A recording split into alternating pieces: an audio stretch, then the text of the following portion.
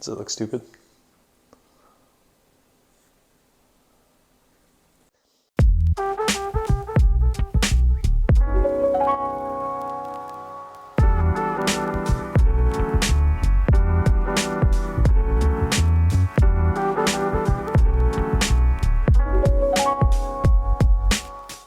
Hey, we're in the prep room today. We're going to be installing FRP onto these walls here. FRP is fiber reinforced plastic. The reason we're going to be doing that is because this is the kitchen. This is where food's going to be made, dishes are going to be washed. We want to make sure that the walls are able to be wiped down. So, as you can see, we've got the laser level set, which is about ½ an inch shy of where the panels are going to stop. And we're going to be using this notched trowel and this mastic here, specifically designed for the FRP, to adhere the panels to the wall. And as you can see right here on the floor, we've marked out where our outlets are so that once we have it up, we can use an oscillating multi-tool to cut those out.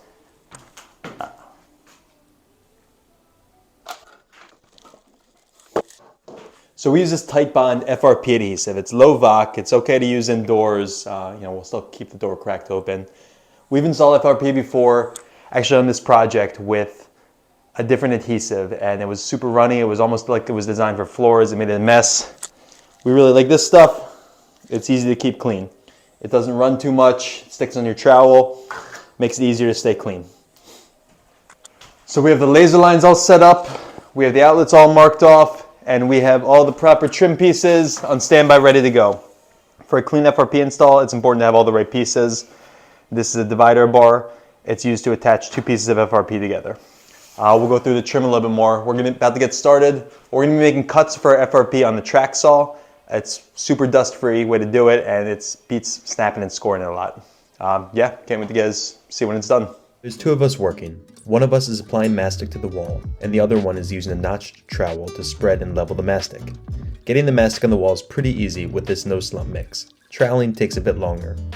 While the mastic is being troweled, we'll prep the next panel. So we're working from left to right and already have one panel up. Some manufacturers instruct you to apply adhesive to the FRP and then stick to the wall. We don't have room for that.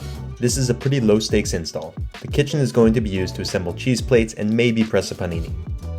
If we were installing FRP in a truly wet area, we wouldn't use FRP. What the customer and the health department are looking for is a scrubbable, dust-free wall covering. This will provide that. FRP usually comes in 4x8 sheets and 4x10 sheets. We're using 4x8 sheets here. Once the area is prepped, we'll set the divider bar in the mastic and then set the next panel. Here's where it's really helpful to have two sets of hands. Once the panels are up, we're using a roller to ensure complete contact and adhesion. They make specialized rollers for this. We used our Zip System tape roller. We wouldn't recommend working too far ahead of the mastic. It forms a skin pretty quickly.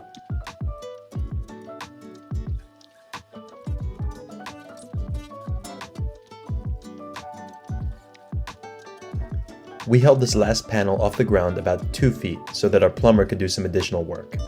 Once we have the panels up, we'll install some white pop rivets to achieve a mechanical connection. Neither of us wear suspenders, but we do like the idea of them.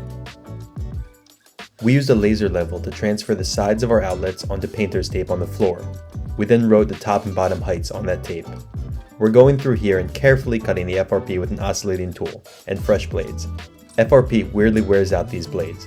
Make sure you have a couple backups on hand. It's worth noting that none of our circuits are landed, so there's no power.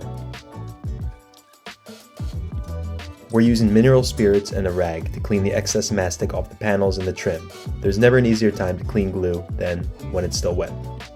This glue we found is the best to work with. We were doing some other FRP panels in the back bar. The glue that the manufacturer, that the supply house gave us, was more akin to installing the glue down floor. It was super runny, super watery. It was all over elbows, arms. This is more like mastic, but it's designed for FRP. It's low VOC, which is, it's good because you don't have that many windows. That being said, it's a long day. So let's get to it. It's gonna be 2/3 of a day for 2 guys to put up 10 sheets. Still 4 corners, lots of doors to work around, lots of outlets, lots of plumbing penetrations. So one thing to note, the corners aren't perfect 90-degree angles. So what we're going to do is use these outside trim pieces and kind of butt them up to the FRP.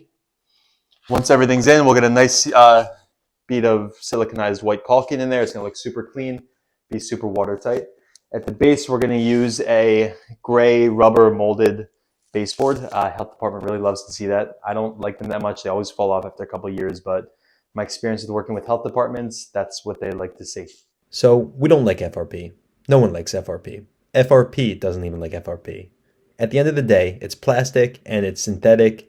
It requires a lot of glue and it looks cheap. On the other hand, it is pretty cheap, which is why you see it all over the place. And while we don't like it, it does have its place in certain commercial environments. Where it doesn't have a place is in showers, outside, or a lot of other places that it's probably being used. So are we professional FRP contractors? No. Will this FRP stay up and do what it's supposed to? Yeah. If you found any of this useful, please consider subscribing and don't be stingy with those likes. Drop us a comment if you have any questions. Thanks, and we'll see you next time.